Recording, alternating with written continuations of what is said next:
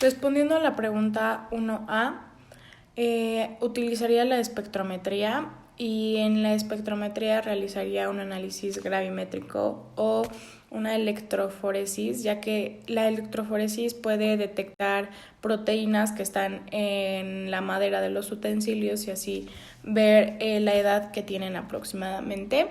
Y en el análisis gravimétrico conocería la composición de los isótopos de carbono. La pregunta 1B menciona que qué tipo de átomos crees que te ayudarán a datar la muestra.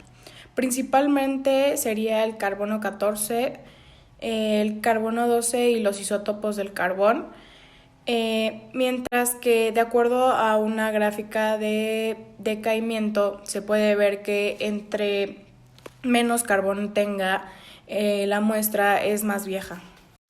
Respondiendo a la pregunta 2A, que dice cuáles serían las partes del espectrómetro que revisaría.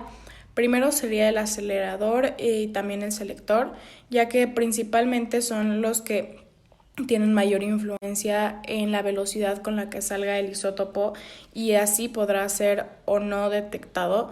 Entonces revisaría esas dos.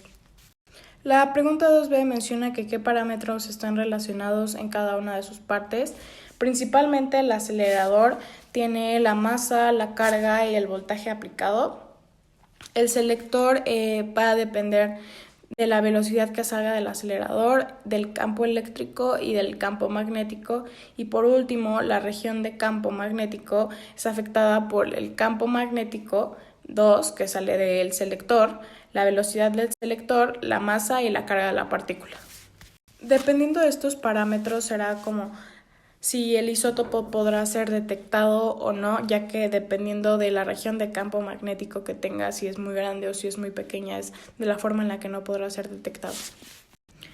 Respondiendo a la pregunta 3 de qué parámetros ajustaría en el caso de que observara un problema en alguna de las cámaras, el primero que ajustaría en la cámara del acelerador sería el voltaje, debido a que si no entra a la misma velocidad del acelerador al selector, no se podrá detectar al final la masa en el espectrómetro. Respondiendo a la pregunta 4, sabemos que la ecuación del radio que genera una molécula en el espectrómetro de masas es la masa por la velocidad entre la carga por el campo magnético.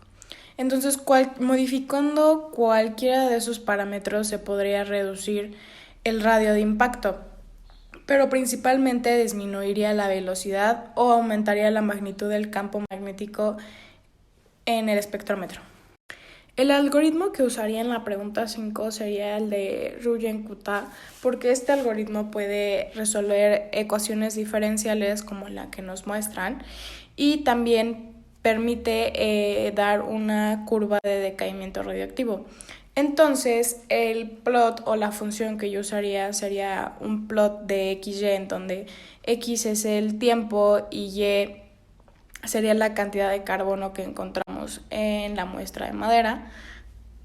Respondiendo a la pregunta 6, utilizaría un promedio o una desviación estándar, debido a que si uso el promedio solamente sacaría la media de la edad aproximada que tiene el conjunto de utensilios, pero si saco una desviación estándar me indicaría qué tan lejos están del rango o del promedio de esa edad para saber exactamente un porcentaje de edad que se diferencia de la media.